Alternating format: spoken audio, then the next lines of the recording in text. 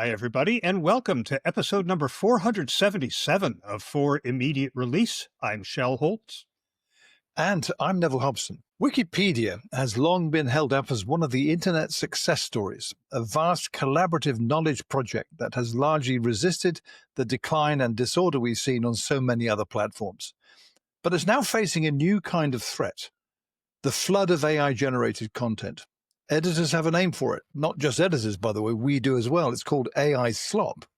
And it's becoming harder to manage as large language models make it easy to churn out articles that look convincing on the surface, but are riddled with fabricated citations, clumsy phrasing, or even remnants of chatbot prompts like as a large language model. Until now, the process of removing bad articles from Wikipedia has relied on long discussions within the volunteer editor community to build consensus, sometimes lasting weeks or more.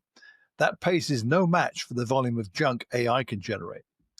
So Wikipedia has now introduced a new defense, a speedy deletion policy that lets administrators immediately remove articles if they clearly bear the hallmarks of AI generation and contain bogus references. It's a pragmatic fix, they say, not perfect, but enough to stem the tide and signal that unreviewed AI content has no place in an encyclopedia built on human verification and trust. This development is more than just an internal housekeeping matter. It highlights the broader challenge of how open platforms can adapt to the scale and speed of generative AI without losing their integrity. And it comes at a moment when Wikipedia is under pressure from another front, regulation. Just this month, it lost a legal challenge to the UK's Online Safety Act, a ruling that raises concerns about whether its volunteer editors could be exposed to identity checks or new liabilities. The court left some doors open for future challenges, but the signal is clear. The rights and responsibilities of platforms like Wikipedia are being redrawn in real time. Put together, these two stories, the fight against AI slop and the battle with regulators, shows us that even the most resilient online communities are entering a period of profound change. And that makes Wikipedia a fascinating case study for what lies ahead for all digital knowledge platforms. For communicators, these developments at Wikipedia matter deeply. They touch on questions of credibility, how we can trust the information we rely on and share, and on the growing role of regulation in shaping how online platforms operate. Now, there are other implications too, from reputation risks when organizations are misrepresented, to the lessons in governance that communicators can draw from how Wikipedia responds. So, Shel, there's a lot here for communicators to grapple with. What do you see as the most pressing for communicators right now? Well, I think the most pressing is being able to trust the content that you see is accurate and authentic and able to be used in whatever project you're using it for. And Wikipedia, we know based on how it's configured, has always been a good source for accurate information because it is community edited. Errors are usually caught. We have talked about in past episodes the fact that more obscure articles can have inaccuracies that will sit for a long time because nobody reads it. Especially, it's not read by people who would have the right information and correct it. But by and large, it is a self-correcting mechanism based on community, which is great. It does seem that the shoe is on the other foot here, because when Wikipedia first launched, I'm sure you'll recall that schools and businesses banned it. Yep. You can't use this, you can't trust it. It's written by regular people and not professional encyclopedia authors. Therefore, you're going to be marked down if you use Wikipedia. It's banned. And they fought that fight for a long time and finally became a recognized authoritative site. And here they are now banning something new that we're still trying to grapple with. We do need to grapple with it. The AI slop issue is certainly an issue. I worry that they're going to pick up false positives here. Some of the hallmarks of AI writing are also hallmarks of writing. I mean, if I hear one more person say, oh, an M dash is absolutely a sign that it was written by AI, I'm going to throw my computer out the window. I've been using M dashes my entire career. I was using M dashes back when I was doing part-time typesetting to make extra money when I was in college. And M dashes are routine. There is nothing about them that makes them a hallmark of AI. That is ridiculous. But we are going to see some legit articles tossed out with the slop. The other thing is some of the slop may have promise. It may be the kernel of a good article, and this is a community platform. And wouldn't people be able to go in and say, wow, this is really badly written? I think AI may have done this, but there's not an article on this topic yet. So I have expertise. I'm going to go in and start to clean this up. It's a conundrum. What are you going to do at this point? We haven't had the time to develop the kinds of solutions to this issue that might take root. And yet the volume of AI slop is huge. The number of people producing it is equally large, and you have to do something. So I think it's trial and error at this point to see what works, and there will be some negative fallout from some of these actions, but you got to try stuff to take it to the next level and try the next thing. Yeah, I think there's what I see is a really big issue generally that this highlights.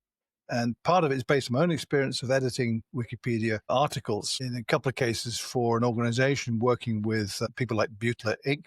Bill Butler's been an interview guest on this podcast a few times, which is the speed of things. The one memorable thing that stays in my mind about using Wikipedia or trying to progress, change, or addition is the humongous length of time it takes with the volunteer editor community. The defense typically is, well, they're volunteers. They're not full-time. They're not employees. They're not dedicated to this. So you've got to be patient. They're doing it of their own free will to help things. I get all that. I'm a volunteer myself in many other areas. But that's great. But as they themselves are saying, things are moving at light speed with AI slop generation. You can't afford to have 3 to 4 weeks where the person editing has asked the community, is this good? Are you okay with this? What else? And 3 weeks go by before you get a reply. And often you don't. You have to nudge and so forth. Forget it. That ain't going to work today. So it needs something better. They have this really interesting looking project called Project AI Cleanup, which has got, it's well defined in the Wikipedia, on Wikipedia, what it is. They've also are developing a non-AI powered tool called Edit Check that's geared towards helping new contributors fall in line with the policies. So part of the problem, a lot of the time, I think, is the labyrinth of policies and procedures you've got to follow on Wiki. It's not user-friendly for people who don't know all this. And they do have a history of people not welcoming newbies to it readily. So all that's in the background. But this is quite interesting, EditCheck, towards helping new contributors fall in line with the policies and writing guidelines. They're also working on adding a paste check to the tool, which will ask users who've pasted a large chunk of text into an article whether they've actually written it. So it's kind of helping that kind of focus. I think I get what you say, and I don't disagree, by the way, on the discovery of things, and, there might be something good here and all this. I get all that, and I hope that continues. But this is urgent. This really does require attention. And I think one of the points in the why this matters to communicators section is the big one, I think, reputation risk. I mean, some of the research I did, this is going back a couple of years now when I was working on a particular project, was the reality that when you, let's say as a communicator, are thinking about something related to your employer, your client, or some work you're doing about an organization, the first place you'll go to typically is Wikipedia, or the first place that shows up in the search results in that old traditional day that we've now passed that now, but as it was back then. You get your above the fold screen full of results on Google, and the 3 things there that make you feel this I will go to would be ideally the organization's website first and foremost. And it might have someone else talking about the organizations, maybe a second. The third result is going to be the Wikipedia entry. And then you have that little box on the right-hand side, which summarizes everything, and that's taken from the Wikipedia entry. So if you have not updated your Wikipedia entry or it is inaccurate, that's what's going to show up there.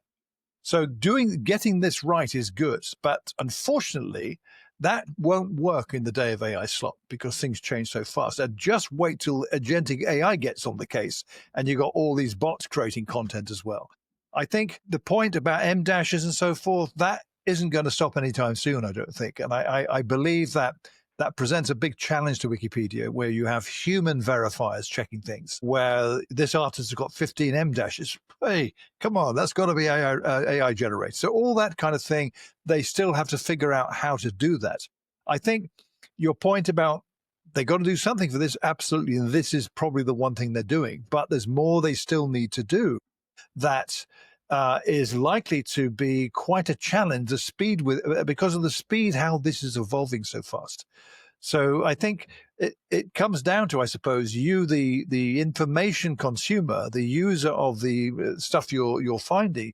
You absolutely need to do your own due diligence more than ever you have done before. Don't just believe Wikipedia because, hey, it's Wikipedia's a community-generated site. I hear all the stories I'm sure you have about that's the reason why it's no good, because it's community-generated. I don't buy that argument. I've rarely had any issues. And one thing I do use a lot myself as part of the verification is the talk pages and the history of editing pages, and you can get a feel for what's been happening here and so forth. Plus there are services. Butler has one. There's another one that's the name escaped me, but it's owned by that guy we interviewed in Israel who was behind that will wiki alerts that will notify you whenever a page you're paying attention to has got changes. It tells you what the changes are. So, and Wikipedia itself has some pretty good analytics now and alerts and so forth and so on. So communicators can help with this as well in reviewing stuff they know about, pages and content they know about, to make sure that it doesn't have any issues that they should be concerned about. But that's the regulatory climate. You have AI literacy. The communicators need to know how to get help in recognizing AI generated text. And there isn't a single guide. There's lots of people with opinions out there. Your own common sense will often help you. Pitfalls like fabricated citations, how do you really check those? Responsible use in professional context. So this brings that to the forefront again, like it was originally. And you mentioned organizations, schools, academia banning the use of all this back in the thousands. Now we're in the 2020s, and this is becoming more urgent, it seems to me. Yeah. And, you talked about the difficulty in having action taken when you propose a change to an article. Yeah. Where I work, I check our Wikipedia entry. The first time I did, I saw that the earnings hadn't been updated in about 6 years. So I left a note saying, I can't make the change. I'm a representative of the company, but these are our earnings from 6 years ago. Here are our most recent. This is the documentation on that. I heard crickets, absolutely nothing. So I wonder if agentic AI might actually be a solution for Wikipedia down the road, that when a challenge like that comes up, an agent will go out and find the correct information and maybe send a note to the editor saying, I have confirmed this information, or I have found this information to be not accurate. Just put that step in there to speed this up. The other issue that I think is going to be interesting is that the quality of the output is going to only improve. And where you can tell bad writing from a bad prompt right now, well, first of all, you're going to have more people learn how to prompt well, which will make it harder to identify that it was done by AI, especially if somebody takes 5 minutes to go through it and edit it and make a few revisions.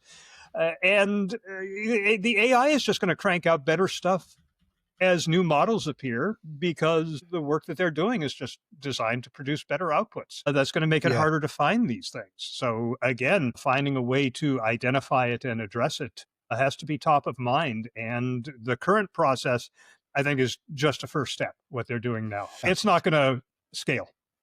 No, totally. I agree. So that would help. I agree. But they would have to make significant changes to their structure and their whole policies and procedures set up. Oh, yeah. So one of the things that is at the front of this, and you mentioned what you'd found for your company, I've come across this many times as well. It's no good sending them, you, the representative of the company, you've disclosed that fact. Great. Doesn't matter. You've sent them information that is not neutral point of view, no matter how you see it. If it's your own website, for instance, you could even send them, well, this is what it says on the SEC website as well. That might help, but it needs to be, and they explain it in excruciating detail, what neutral point of view means and how you can provide reliable, verifiable sources by a reliable and I've forgotten the other word, but a third party. In other words, it's a totally neutral. The famous example I've heard so many times is probably in the very early 2000s, a British author asked Wikipedia to correct his entry because his date of birth was wrong. And they said, sorry, you're not a neutral point of view. We can't do that. And they refused to make the change. I mean, the absurdity of that struck a lot of people as utterly absurd. But if you actually read the policies on this, it's not absurd at all. No, So what that author needs to do is find a neutral point of view to him or her tell Wikipedia and provide the source proving it, which could be, here's a copy of the birth certificate from Somerset House or whatever it was at the time they do. So it's clear that, and again, in the context of communicators, when the first round of guides for PR people from the CIPR back in 2012, that the need for this was apparent very, very quickly to educate PR folks, particularly, who did not grasp that concept of neutrality, neutral point of view. So they'd have to change a lot if agentic AI got into the mix there. I think the more pressing realization, perhaps, is not agentic AI as an ally of you, not at all. It's a tool for the bad guys to create really questionable content. You'd never spot that. And that's, you need another AI to pay attention to that. So all these things are probably in the mix there somewhere. The tool they've got, or the project they've got, the AI cleanup project, as they're calling it, is editing advice for community members. It's a little light on the detail, but I haven't drilled into all the stuff on the menu that you can go to on how to do this. It's actually very well thought through this, where it goes into detail that you wouldn't think of, broken links, how to fix those to make them to not be broken, finding something that does work properly, on fixing common mistakes, free images in the Wikimedia Commons. There's copyright issues surrounding that. So all that's in there too. But what strikes me at the end of it, Shell, is that there are smart people thinking about all of this, and it's great. But I'm not sure that humans doing this alone are going to be able to grasp the speed with which this is upon us. And that's where I think also AI generated, whether it's agentic or not, I don't know, could be a huge aid in the kind of, here's something that needs reviewing and checking fast. Boom, put your AI on it. It's not a human. Although you've got to have the human as the kind of ultimate arbiter of something that's to be removed or not. So it's a challenge for the very methodology of Wikipedia, it seems to me, and there's reliance on community-generated content, because the bad guys, and I don't mean this only in like there are people deliberately doing this, but the bad guys embracing bad agentic AI moving faster than you can think of. And that's the bigger threat to Wikipedia, it seems to me. One closing thought, and that is that Wikipedia is the poster child for user-generated content, but they're not the only ones. User-generated content has been embraced by a lot of organizations, and if yours is one of them, you're probably facing, at a smaller scale, the same issue with people contributing content that they used AI to produce, and some of it may be quite bad. So you might want to keep an eye on what Wikipedia is doing in order to inform your own processes for addressing this problem in your own organization. Total sense. That'll be a 30 for this episode of For Immediate Release.